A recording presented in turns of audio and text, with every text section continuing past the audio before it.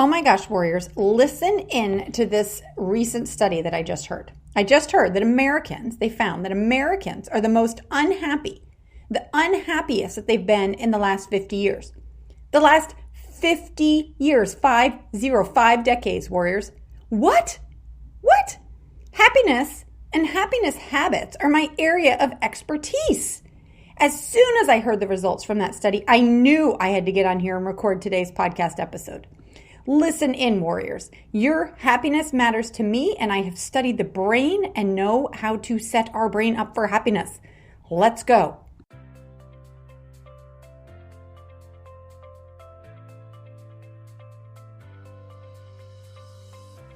Hi, this is the Love Your Life Show with Susie Pettit, Certified Life and Wellness Coach. Join Susie as she helps you with your wellness and mindset so you can live a life you love. Let's go, warriors.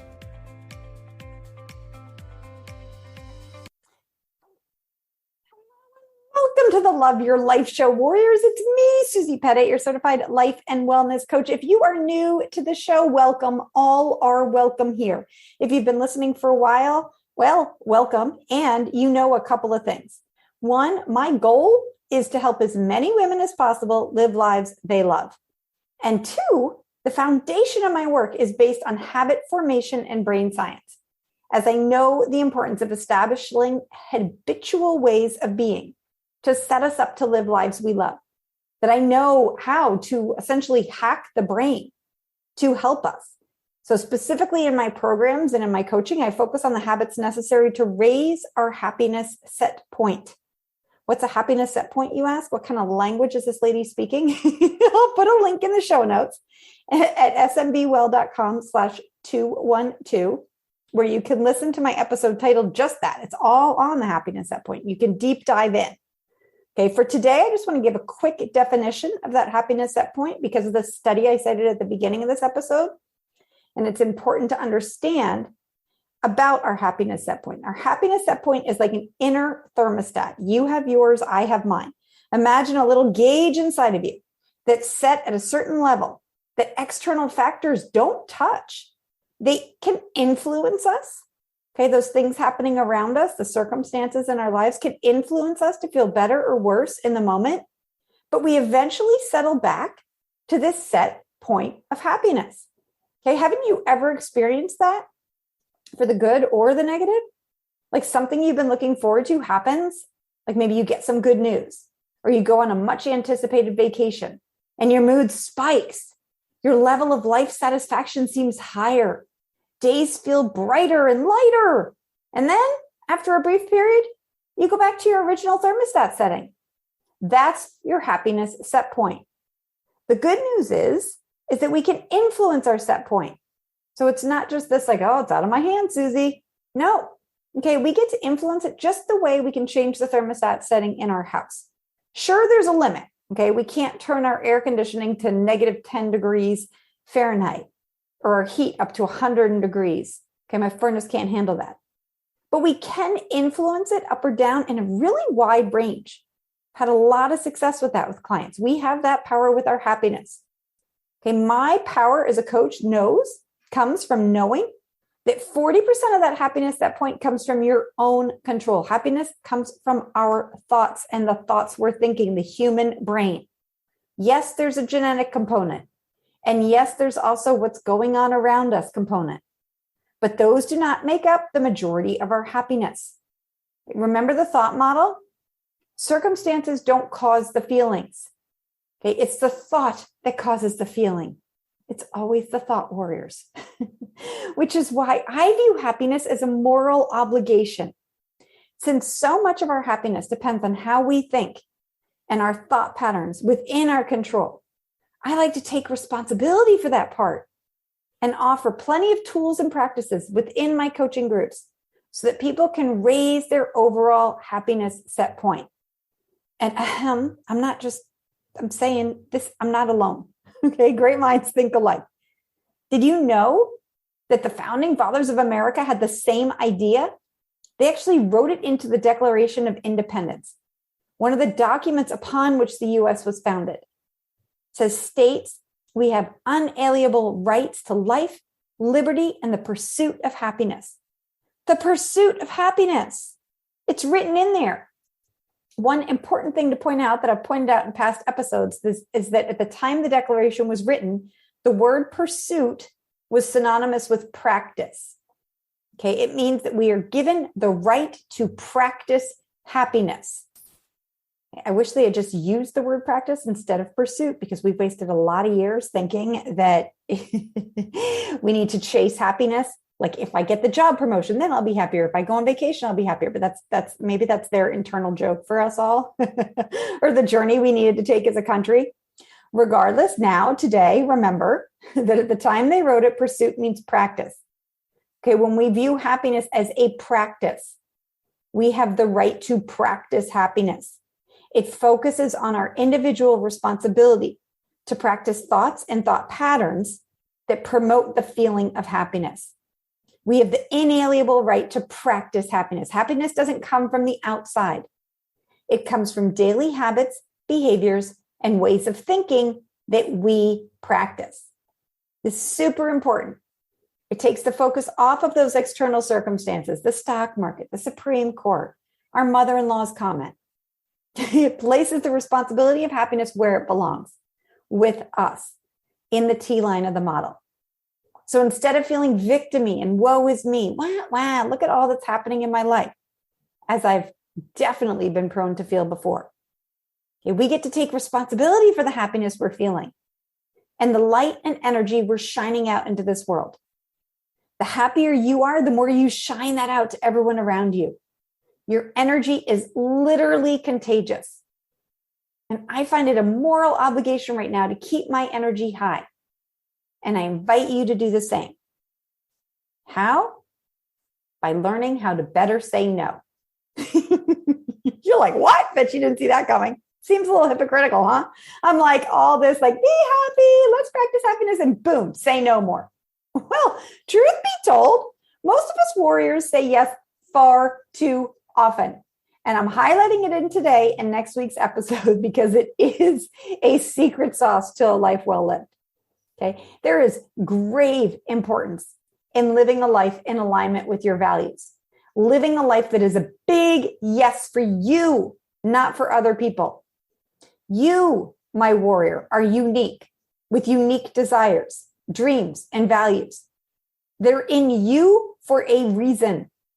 Okay. They're not your dreams, desires, and values are not the same as mine. And when we put those on hold, because someone else wants something from us for their needs, wants, or desires, we get out of alignment. We feel resentful. We feel pissy. Okay. And believe me, I know there's a lot of societal pressure out there to say yes to the things that are important to others. Say yes to your mom or to your neighbor or the PTA president. Instead of tapping into those inner desires and values of what's important to you, we're taught as little girls, don't be selfish. Okay, I'd like to remove that from our lessons. Many of us have gotten so good at living a life that other people want us to live that we don't even know what it is that we like or want. That was me for many years. And that's why I developed my programs, because I really was like, I don't even know what I want. Okay, my programs are good at helping us see that, like, what it is that makes us happy. And if you haven't taken my main program, the most popular one, the Happiness Habits course, take it now. smbwell.com/happy. Due to the state of women's happiness and despair that study I cited at the beginning of this podcast, I decided to redesign the Happiness Habits course so it can be started at any time. I used to offer it a couple times a year because that was better for me and my business and my schedule. Yet screw that. I'm like, oh my gosh, your happiness matters to me. And so I just want you to be able to jump right into that. And wherever you're listening, whatever you're doing, if you've not yet taken it, go there, https.com/oh my gosh, what am I saying? smbwell.com/happy. Okay. Sign up, learn your values, and then boom, let's practice living in alignment with your values today. Okay. Remembering that your life is yours to live. The closer you live in alignment with your dreams, your desires, your wants, not your husband's, not your neighbors, not your friends, not your mom's, not the room parent or the dance team. The closer you live in alignment with yours, the closer you're going to be to that happiness. So first is you work with your coach or you do the first exercise in my program to figure out your values. All right. We often think that we feel stressed and overwhelmed because our life is so full or we're busy. Nope. Okay. That full life can be a really satisfying life. Rather, we feel stressed and so busy because we're just bumbling along, living a life in alignment with other people's wants and desires, things other people want us to do, or they tell us we should do. That leaves us feeling resentful, bitter, and stressed. Okay, when you're living a life that's in alignment with your values, living intentionally, you can feel busy, but you end up living a life you love. We think we're exhausted or drained or overwhelmed because we're so busy. It's like, oh, this is just the way it is. Nope. Sorry. We are unhappy because we're too busy doing things we don't want to do. Things we said that automatic yes to instead of no. Things that are not in alignment with our dreams, desires, and values. One of the keys to practicing and pursuing happiness is doing things that are a strong yes. Things for you. Saying no when your first instinct is a no. It's not about doing more. It's about making sure that what you're doing is important to you. Okay? Sometimes for us people pleasers and good girls who've been taught over and over and over and over again, that's selfish. That's a hard desire or want to tap into. Okay, it's hard to hear our inner voice, our inner no messenger. That's okay. That's okay. This is about practice. Getting better at saying no than you are at saying yes. So many of us have an auto yes. I would so much rather you have an auto no and learn that way. Okay. So that's why the second step here, the first step is to figure out your values, which you'll do in the program or you'll do with your own coach. Second step is to start noticing where you're feeling resentful, annoyed, irritated, or exhausted. Okay, just start noticing. That's usually a really good sign where you've been saying yes when your inner warrior wants you to say no. Okay, so this week, let's bring some attention there. I'd like you to do that in two ways. One in the moment and one in reflection. Okay, so we're bringing attention to where we are feeling resentful, annoyed, and irritated. Okay, so first in the moment, start to notice the pressure you feel to say yes. This is a good time of year to do this. If you're listening lifetime, there are lots of opportunities to say yes. Okay, so bring some attention. When do you feel physically uncomfortable? Like you just have to say yes, or you're letting that person down, or you'll disappoint them, or they'll be irritated with you. Okay, I want you to start paying attention to that because we want to flip it so that you're not saying yes to take care of their needs. Okay, for me, this could happen in a room full of people. Okay, someone at one of my kids' school would ask a group of us, like 10, 20, 100 people. They would ask us if one of us could do something. And I would legit feel like they staged this sort of intervention, like this group, but they were really only talking to me. It's like they were saying, Susie, can you organize the fun fair? Susie, can you organize the team dinner? Susie, can you figure out the group gift? I feel like this piercing laser of attention, like, oh my God, they're talking to me. I have to do it. Do any of you have those moments? I want you to start to notice them. That pressure to say yes. Okay. How about those times when they are asking just you, when the group isn't there? How about that pressure? I want you to be aware of that too. When it's one-on-one and they say, hey, can you bake for the team dinner tomorrow? Can you organize meals for our sick friend? I want you to be aware of that pressure. Okay. And then to think the thought, just because they ask doesn't mean you have to say yes. I learned early on that people can ask all they want. It's up to me to have my limits and boundaries and know what's best for me. What's best for me? Knowing what's best for me is what's best for everyone. This took me a while to learn, but here's a good example. Okay, I guess I need to back up. What's best for me, knowing what's best for me is best for everyone that's close to me. It may not be best for that person who's asking me to cook for the team dinner because it would be easy for them to just check it off the list. But it's best for me and it's best for those closest to me because I'm not going to be pissy or resentful or annoyed. Okay, So I did learn early on that it's not best for me to volunteer for anything cooking or baking related. Okay, I am not a cooker or a baker. When someone asks, who wants to bake for the classroom party? Who wants to bake for the sick neighbor? For the new mom? Oh my goodness, not me. Susie, keep your hand down. It was kind of amazing to me, actually. There are people who love that kind of stuff. There was a woman in my son's classroom who felt so alive when she was baking. I was like, oh my God, is something broken with me?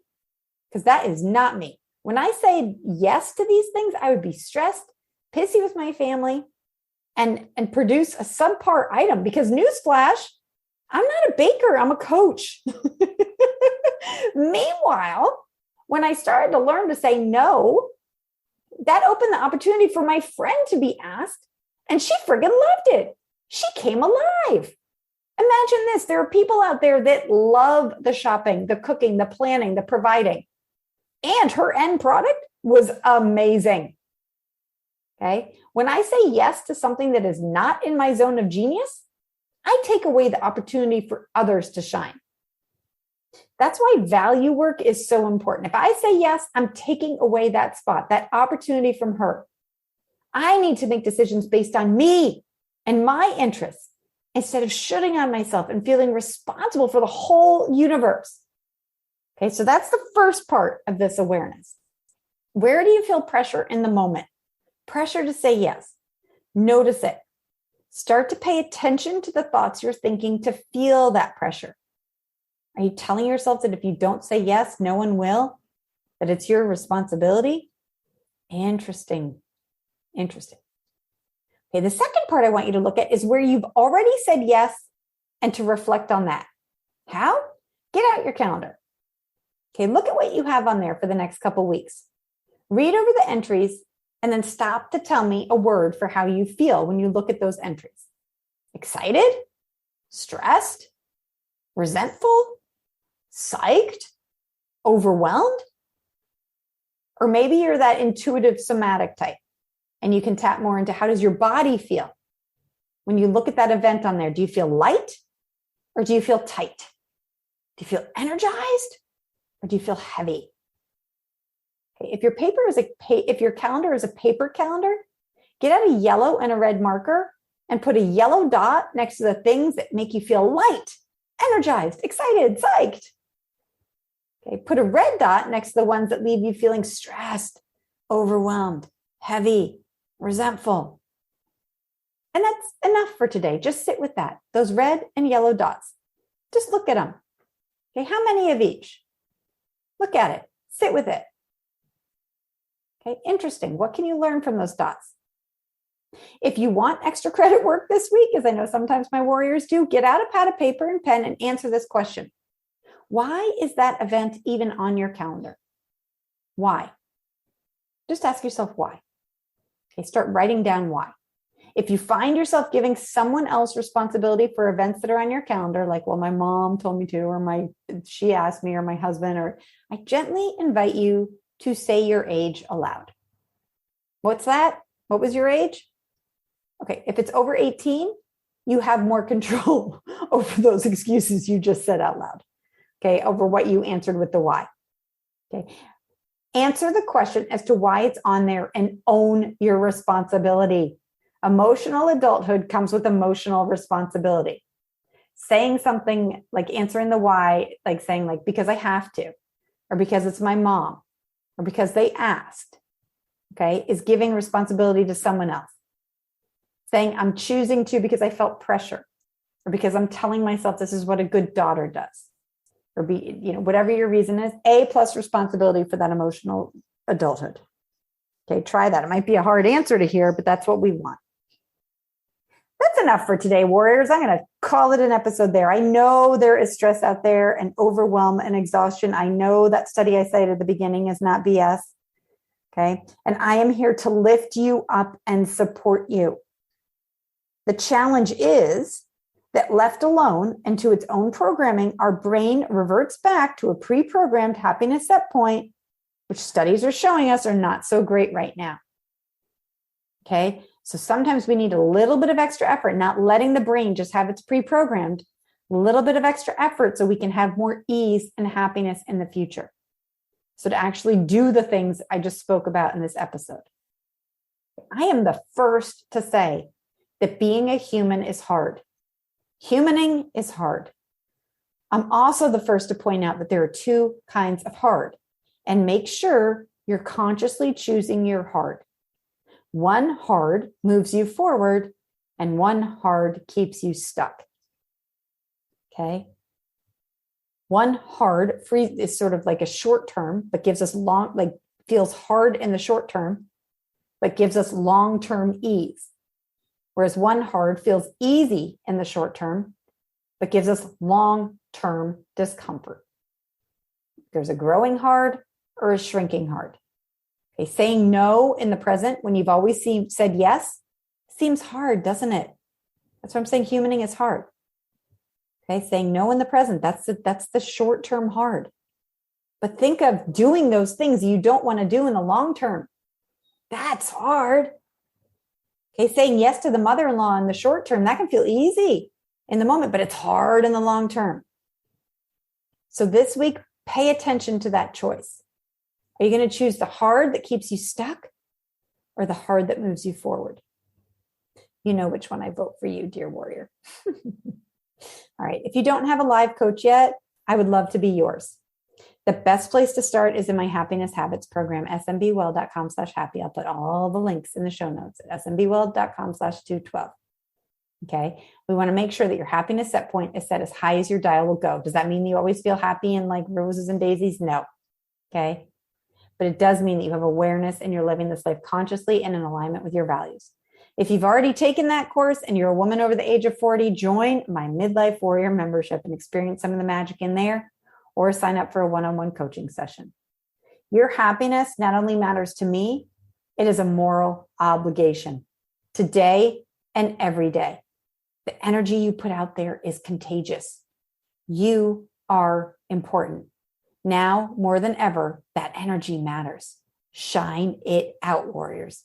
Shine it out.